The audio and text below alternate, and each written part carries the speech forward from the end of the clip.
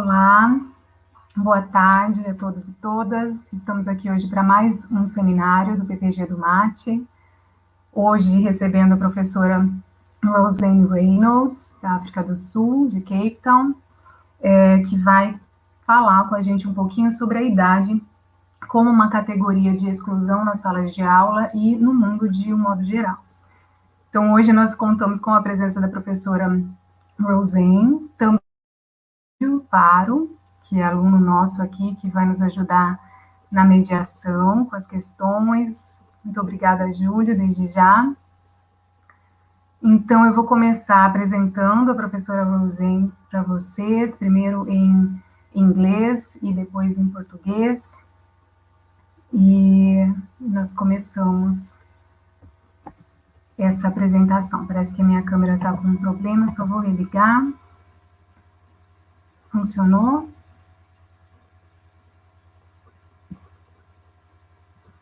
Vou desligar novamente.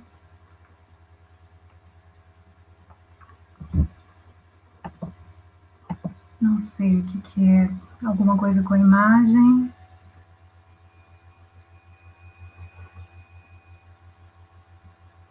Ok, vocês conseguem me ouvir, pelo menos?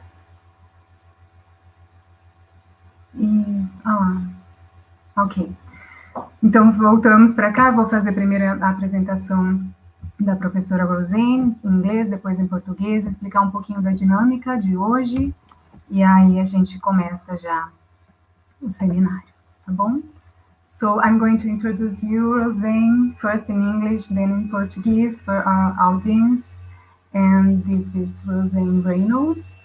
She is Ella and Kai's mother and Brandon's partner, and a friend, the type who picks lavender from her garden for someone who isn't feeling well.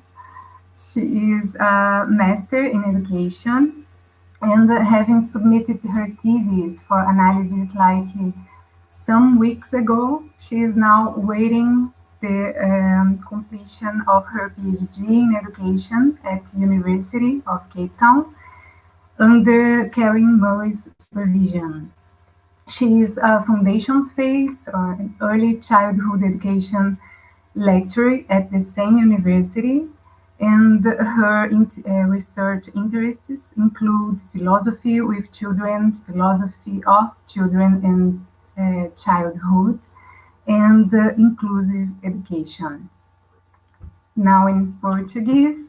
Sejam todos bem-vindos e bem-vindas. Esta é a professora Rosane Reynolds, que é também mãe da Ella e do Kai, parceira do Brandon, e aquele tipo de amiga que cultiva e colhe alfazema no seu jardim e oferece aos amigos quando esses não estão se sentindo muito bem. Ela é também mestre em educação e, tendo encaminhado a sua tese para análise algumas semanas atrás, aguarda agora a finalização do seu doutorado em educação pela Universidade da Cidade do Cabo, sob orientação da professora Karen Murray. É professora da Foundation Phase, que é um tipo de curso de formação de professores para a atuação na educação na primeira infância, nessa mesma universidade. E os seus interesses de pesquisa incluem filosofia com crianças, filosofia da criança e da infância e educação inclusiva, ok? Eu vou passar a agradecer a Rosane agora, especialmente por se colocar disponível para esse encontro. Já é tarde da noite em Cape Town, então ela se organizou para estar aqui conosco. Quero agradecer porque eu acredito que a Rosane consegue trazer muito de uma sensibilidade para as práticas de pesquisa, de ensino, ao trabalhar com filosofia, com formação de professores. Eu tenho aprendido muito com ela desde que nos conhecemos, eu, João, Heloísa, que deve estar por aqui, durante o nosso pós-doutorado em Cape Town. Então, farei isso em inglês para ela, e ela já começa a apresentação. Só para a gente entender a dinâmica de hoje, ela fará uma apresentação aqui via YouTube, e depois nós nos reuniremos no Google Meet, onde poderão ser feitos comentários, perguntas em inglês, se vocês se sentirem à vontade, ou em português. O Júlio estará lá com a gente também para fazer essa mediação, tradução das questões e respostas quando necessário. A fala da Rosane não será traduzida, mas nós trabalhamos, né, Rosane, Júlio e eu, numa apresentação em slides bilíngues que permitam que vocês acompanhem toda a fala, né, a construção desse argumento dela, ok? Quem conseguir, no momento do Google Meet, por favor, liguem as câmeras, conhecendo a Rosane, esse momento de estar e se ver juntos, né, uns com os outros, é muito importante para ela, ok? Então, nós começamos agora, eu vou passar para o agradecimento.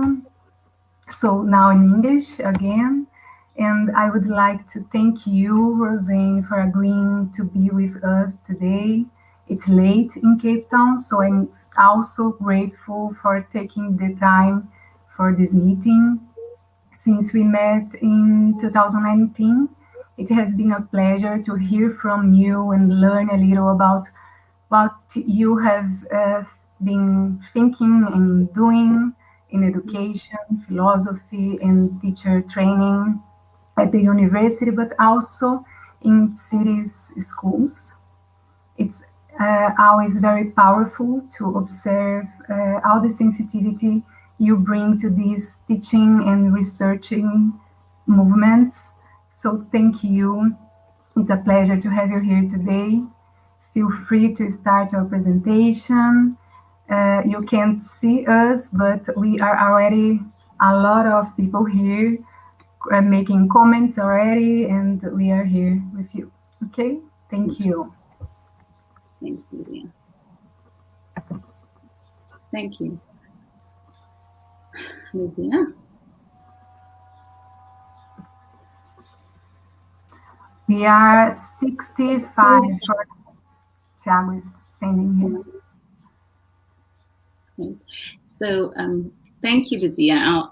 Julia's probably going to just start my presentation, but I'm just very happy to say hello, hola, and hello. I don't speak much Portuguese, except hola and obrigado, but just to say thank you for having me. I bring this mask as a sign that we are in the pandemic in South Africa. It's not so great. COVID is, a problem, but we are online tonight, and so I'm glad that we can share and meet in this way. Thank you, Julia.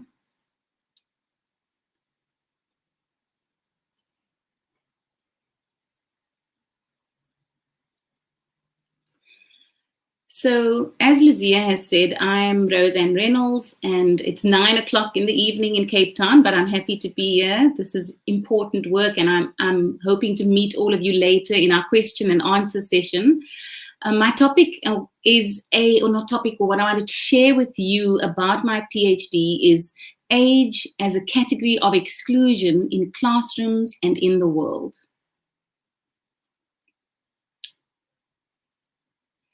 So I start with a story. In 2018, 10-year-old Mangaliso Nexi addressed the Republic of South Africa's Parliament and made the following statement.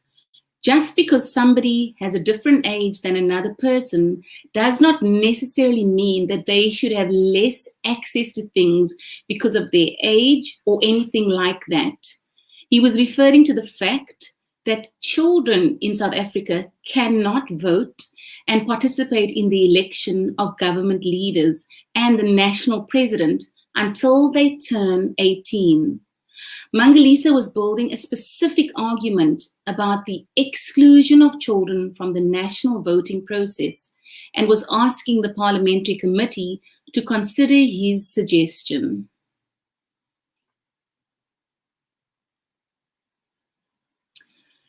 Children are excluded from participating in decisions about what and even how they are learning at school. Democratic practices in schools rarely apply to all humans and seldom children in schools. For example, we in South Africa, in some government schools, make children wear ties, shoes, and They wear a blazer. They don't always have a choice about their uniform, and they have to wear school shoes. Thanks, Julia.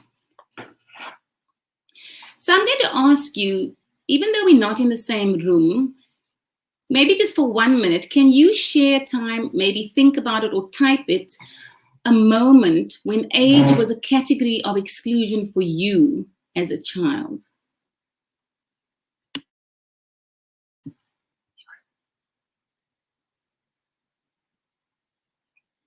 So I hope you've thought about that, okay? So the PhD research I'm sharing today is co-created with a group of grade 3, 8 to 9-year-old children in 2017 at a government primary school in post-apartheid Cape Town, South Africa.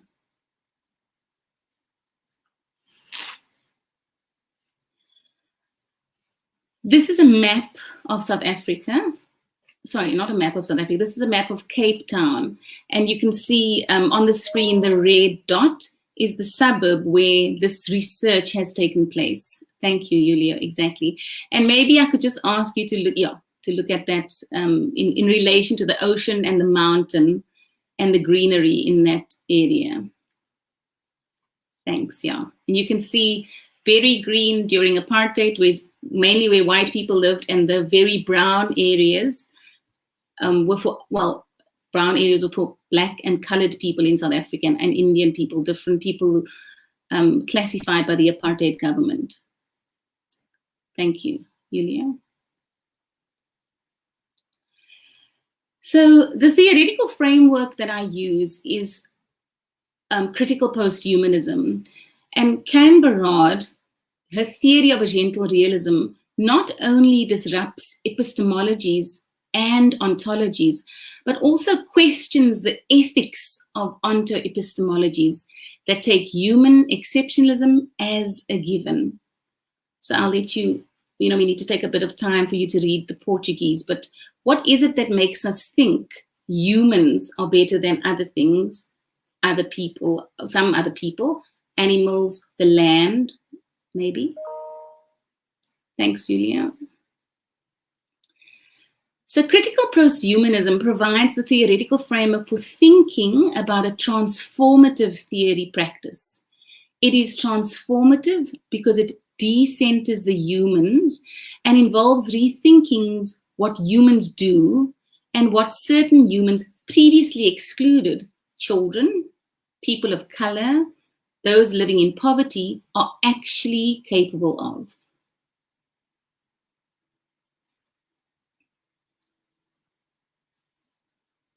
Okay. Critical posthumanism calls on us to decenter human concepts, human practices, human knowledge. That's also from Karen Barad, from her book, Meeting the Universe Halfway, that she wrote in 2007, which then creates opportunities to think about the more than human differently. I would add that the human does not automatically include child, and so contesting human as a neutral category is important.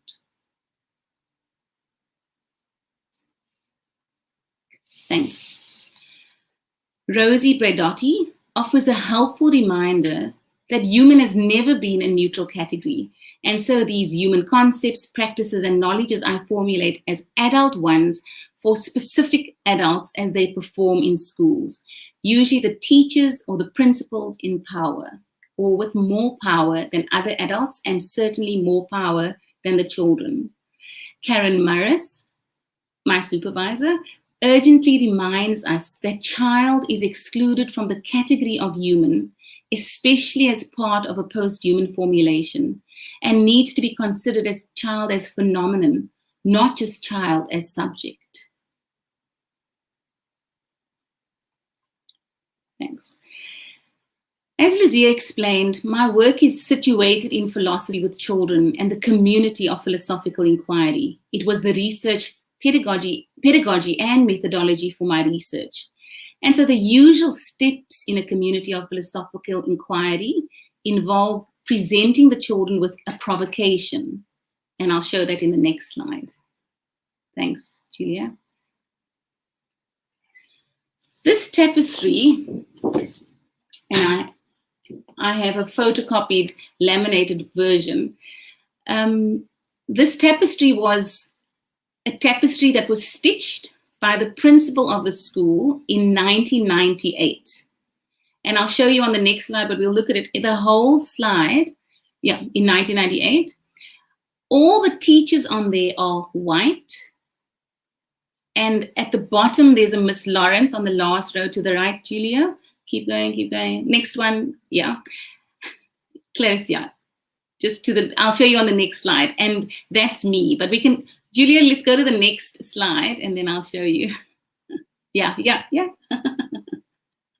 That one. So I have done my research at the school I started teaching at. I was the Miss Lawrence, Roseanne Reynolds. I was the first Black teacher employed at the school in 50 years, and that's because of apartheid, as you can imagine, although apartheid officially came to an end in 1990. And I would be called a colored South African by the apartheid government, but I self-identify as Black South African. It was stitched in 1998 by the principal, and it still hangs in the hall, in the school foyer of the school. Thanks, Julia. The next steps in the inquiry, so because it was in the foyer, I took a laminated copy and showed this to the children. They also have thinking and drawing time. Then the children develop questions. They then share the questions, then voting on the questions, and we'll talk a lot more about voting, votando nas cuestiones, and then the philosophical discussion. Thanks, Julia. This is an example of the children using the tapestry, and then they were drawing and thinking about our discussion. Thanks, Julia.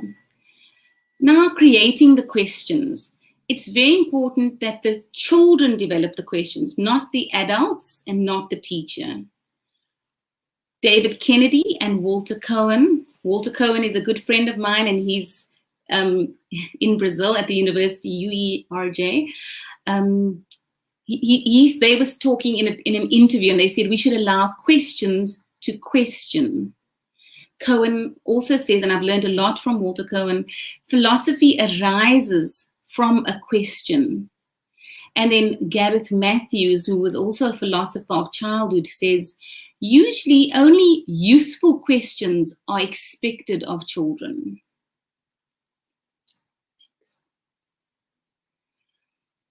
Anne Margaret Sharp was one of the people that helped develop philosophy with children alongside Matthew Lipman.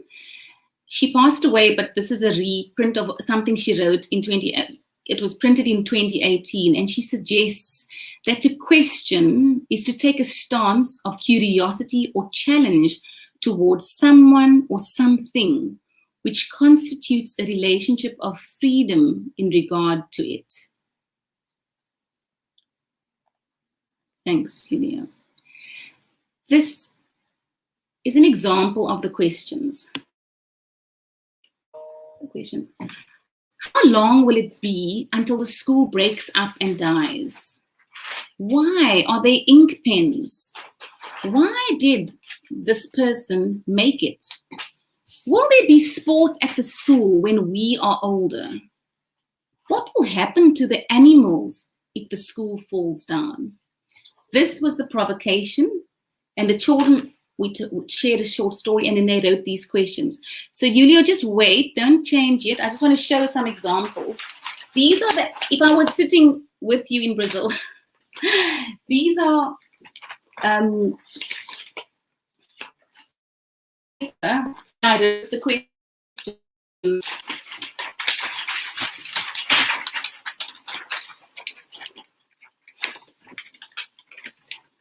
There we go. Thanks. That's the paper I wrote it on in the classroom in 2017. Thanks, and I still have it. Thanks, Julia. So now we're we think about children as philosophers, Gareth Matthews, the philosopher and advocate of philosophy for and with children, he says, philosophical thinking in children has been left out of the account of childhood. He also says that children's questions have a freshness and inventiveness that adults find hard to match. And I agree with him. This is a picture of the boy drawing how long until the school breaks up and dies. So the children had time to think and they had time to draw. And I'll just show you another example of a drawing the children created.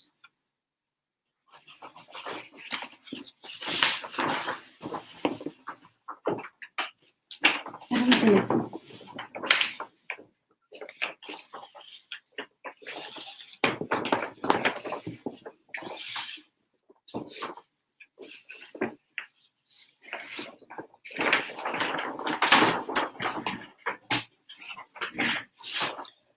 So that's from the research, and I've kept their artwork because in one of the later chapters in my PhD, I talk about how children's drawing is inquiring.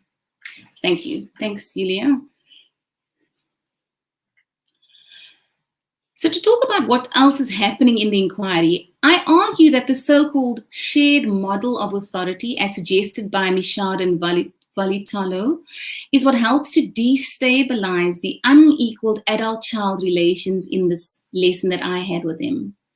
According to a shared authority model by Joanna Haynes and Karen Morris, the authority in this lesson does not reside within the teacher or within the children, and I would add not within the more than human, like the paper or the tapestry or a koki. But a more complex relational model of authority becomes possible. As the facilitator, I'm not there to tell the children what to think, but not that thinking happens in your head. It can happen anywhere in your body and outside of your body. I have guided the process and I'm in authority, but not controlling the event, although I am in a position of authority. Thanks, Julio. Yeah. So now we get to voting on the questions in a community of philosophical inquiry. It is a pedagogically significant moment. Oliver Michaud talks about a pedagogy of interruption, interrupting the normal flow of classroom activities. Come inside, write in your book. That page. This is my book when I was maybe 6 years old. Write in the book and always have a heading and then do your words. But maybe voting changes that. The children deliberately and intentionally interrupt the flow of what could be a traditional lesson by voting. Thanks, Julia. The facilitator does not know which question will be voted on for the philosophical inquiry. This enables an emergent curriculum in its becoming. Schools are adult-dominated institutions, children given very few opportunities to express their preferences. Can I use a red pen or a different color? Sometimes I'm not allowed to do that. Thanks.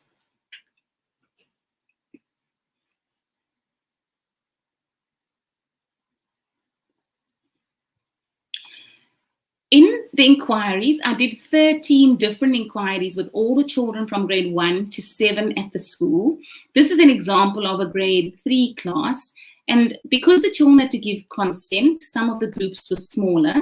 But here you can see the boy calling his friend and saying, come vote. And that's what's happening in this picture. The questions are on the floor and the children are voting on the questions. And we'll see in the next image. Thanks, Julia. We used a button we used, buttons like you find on a t-shirt, and they voted on, and you can see them all huddled together, and also in an inquiry, quite an important part is sitting in a circle. That's quite a big part of it. And there they are deliberating. Do we want to talk about how long will it be until the school breaks up and dies? Do we want to talk about why there are ink pens? Why did this person make it, the principal? Why will there be sport at the school? What will happen to the, sorry, I can't see the last one, which is actually the, what is the question? What, okay, sorry, well, you can see that. So, thanks, Julia. Okay, so now you can see we adding up the numbers of votes and voting on the questions. So, yeah, sorry, that is what will happen to the animals if the school falls down, and that sort of tended to get more votes. As you can see, there were, and the children are now sitting around this question and these little buttons with the votes in them. Thanks. And then I show this image to show you that during our philosophical discussion, which happened after this voting, one of the children came and moved all the buttons into a row. So they made them straight, which I think was also really interesting about materially what was happening with those buttons. And so the point is thinking about how voting works. Thanks, Julia. So if you remember right at the beginning, I introduced you to Mangaliso Nexi. And let's return to him and the argument he was making in the South African, the argument he was making in the South African Parliament. So Julia will wait on the slide because it's quite a lot of reading, so I'll read slowly.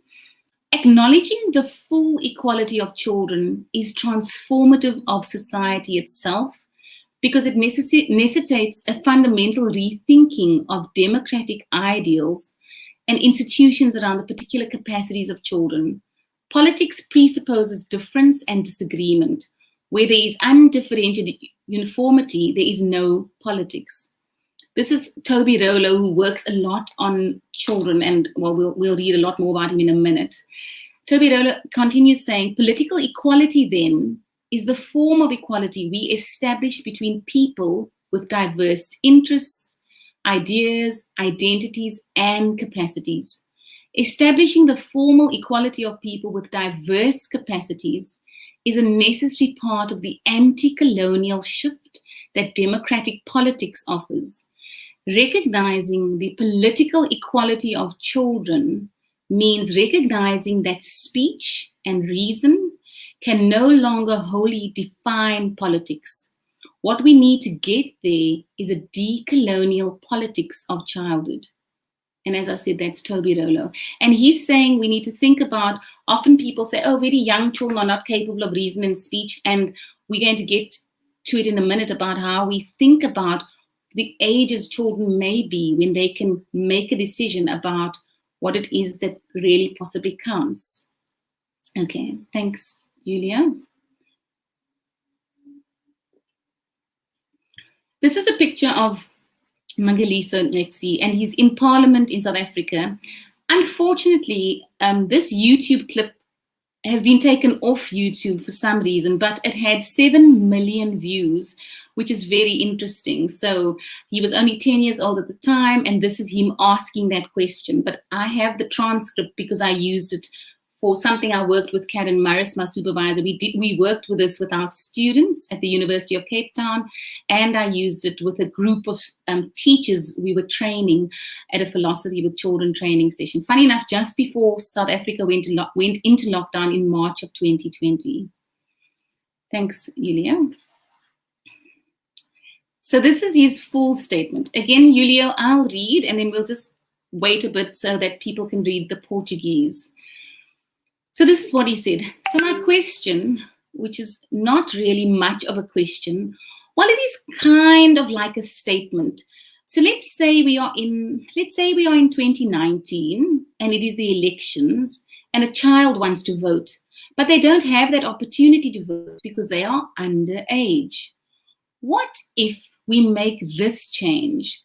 What if the child studies, and studies all the things that different political parties want to change in the country, and they understand the depth of what they are doing, and they go through 1 or 2 assessments, and they have like the voting intelligence of an adult, because just because somebody has a different age than another person does not necessarily mean that they should have less access to things because of their age or anything like that.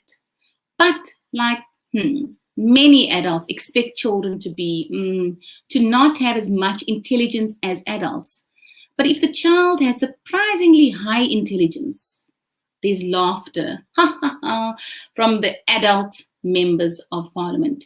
He stops briefly to look at the sound of the laughter. But they are still not allowed that just because of their age. It's not because of what's on the outside, gesturing both hands, palms turned upwards. It's because of what's on the inside. And then there is applause from the members of parliament.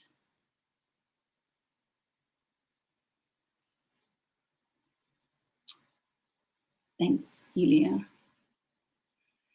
So, carrying on with what Toby Rollo argues, children have moral rights. We know we're not supposed to hit them and we're not supposed to hurt them, although unfortunately that's very prevalent. Corporal punishment is still prevalent in South African schools. But children have no political rights. Crianças sem direitos políticos.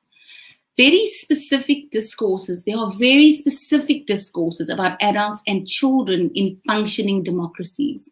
Who gets to do what? Voting in the world is reserved for adults, denied to children. If you're a black child in parliament, you are breathing coloniality, patriarchy, childism. Childism, according to Toby Rollo, is the acceptable exclusion of children. In South Africa, children have moral rights, but no legal rights.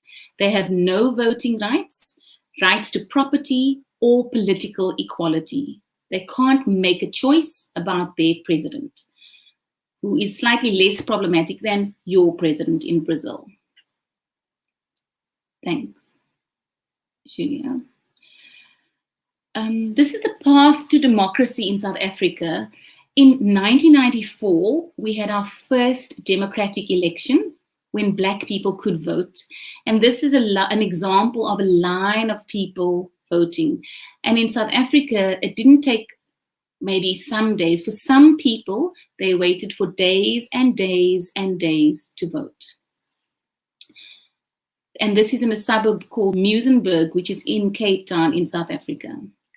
Thanks, Julia. So, as you know, South Africa has a long history of colonization, first by the Dutch, then by the British, and then there were many, many wars and apartheid after that. Our national government was voted on in 1994, on the 27th of April, 1994. Black people could vote before, Black people could not vote before then and waited for days to vote. Voting in South Africa produced a tangible shift in terms of leadership from apartheid rule to a democratic government, and not that that's not problematic. Adult voting is seen as a largely singular act contained with a bounded individual. You will not see a group of adults saying, come and vote.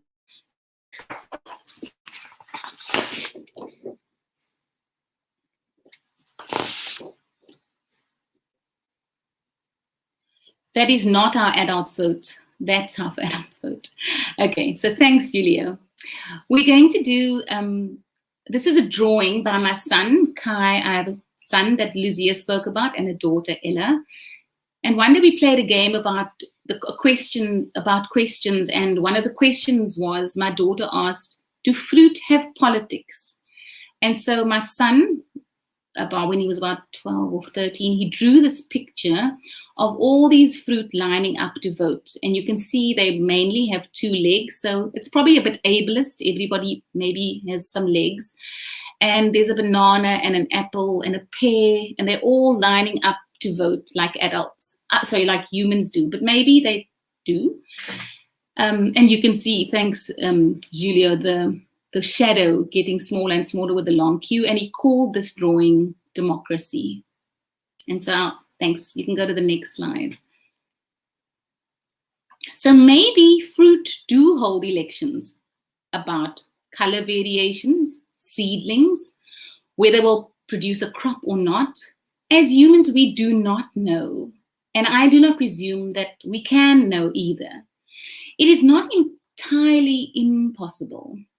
Barad, 2010, reminds us that matter is never settled, but is agentive and continually opens itself up to a variety of possible and impossible reconfigurings.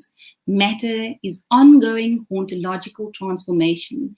Nature is not mute, and culture is the articulate one. Nature writes, scribbles, experiments, calculates, thinks, breathes, and laughs. Thank you. This is just a map I found on Wikipedia because I was really interested, and it may be not entirely accurate, but it possibly is more accurate than not. That, funny enough, Brazil is, I was looking that up, that Brazil, you could vote from the age of 16, but it's compulsory to do it from 18. And so most countries in the world, like South Africa, you have to wait till you're 18 to vote. There are very few countries in the world where children have the option of voting at a much younger age, which is very interesting. And there's obviously more research we can do. I mean, it's from Wikimedia because I wanted to use an image that was Creative Commons and free. You can obviously check this research, but I think it is still quite significant. Thanks. Thanks, Julia. There are 6 countries in the world where children from the age of 16 can vote, 6 out of many, many more. The rest start at 18 and then 21. Thank you. So, sorry about the heading, political rights and moral rights for children. Toby Rollo again argues that like previously excluded groups, women, people of color, the poor, children continue to be excluded because they lack speech and reason. I mentioned that a little earlier, I'm repeating it now. While children now have access to model rights through conventions like the United Nations Conventions on the Right of the Child, children's charters, we recognize children as political agents, and in these are the remnants of colonial injustices. And I talk about why can't we think of children as political agents in schools, in their classrooms? You know, why is it taking so long for us as adult humans to consider that? Well, I think I know why, because it's radically unsettling. And actually that's the point. And actually that would be very important. Thanks.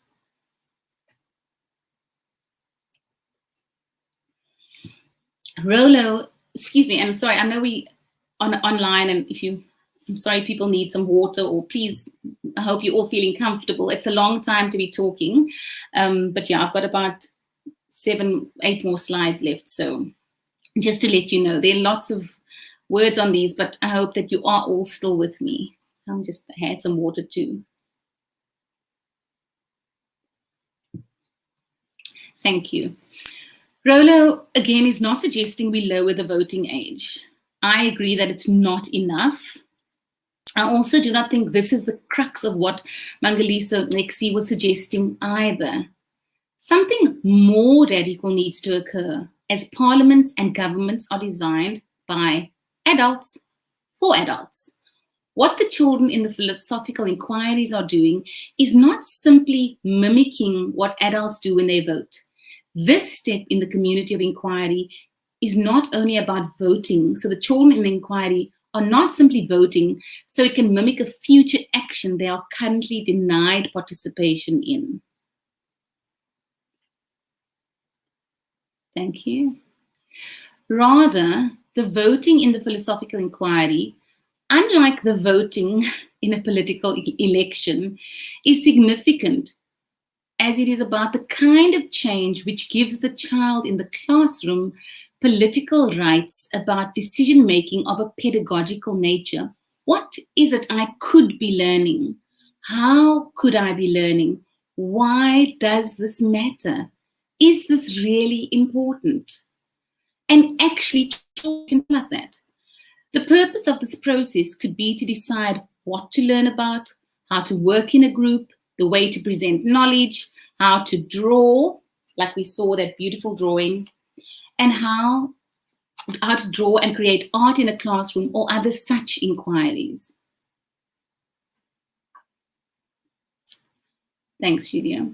This process disrupts what the possibilities are for learning, talking, thinking, silence, drawing, being, and becoming.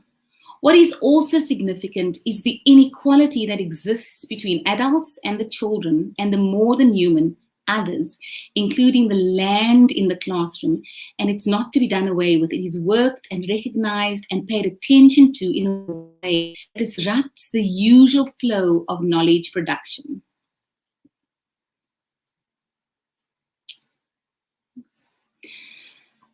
Thanks. Adults and children, the questions as material discursive, the buttons, the poster, the colors, the carpet, are all entangled in the philosophical inquiry. I think with Barad, not here, but all over, who argues that entanglements are not a name for the interconnectedness of all being as one, but rather specific material relations of the ongoing differentiating of the world.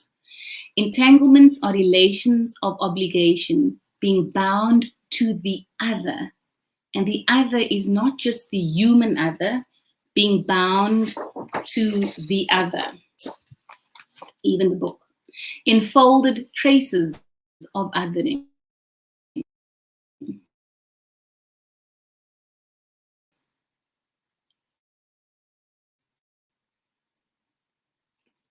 Why am I frozen?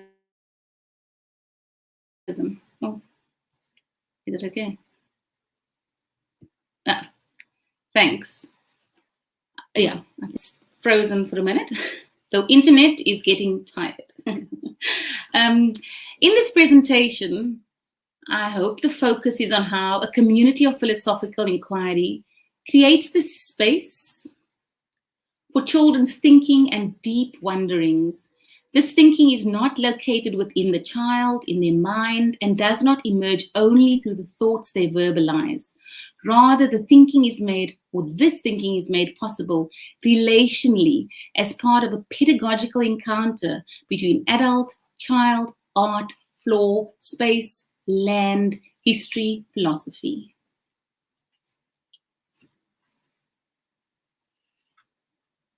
The other focus of the presentation is the questions which the children co-create and the philosophical relationships that develop between questions.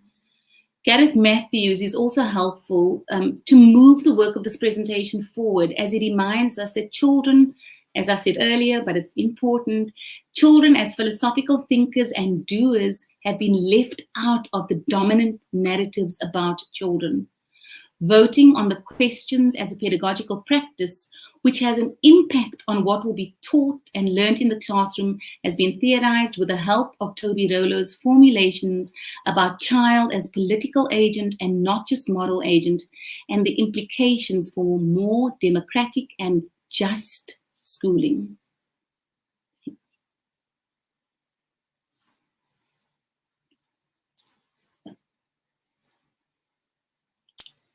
These are just some of the references that I have used, and you can see I just worked with some people quite in depth, really trying to work quite closely with their work. And there's one more slide, thanks, William. And then the last slide is Obrigada alguma pergunta. This lavender and the lavender on the screen is from my garden and home to yours. A lavanda é do meu jardim e casa para a sua. Thanks, everybody.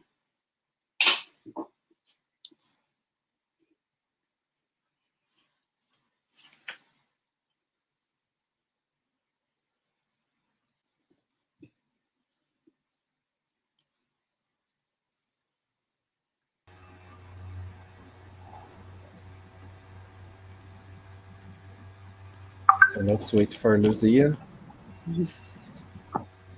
Hi. I think we go there now, okay, to Google Meet. Okay. That you listened to before. So we'll start the conversation there with all of us. Thanks. Okay, so I will be going to the Google Meet place. Yes, thank you, Roseanne. The link is here again. Thiago put here for us.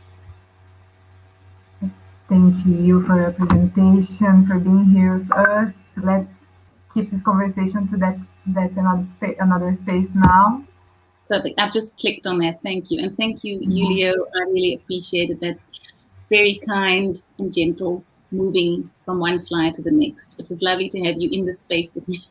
Thank you. Thanks, Lucia. Thank you. Okay.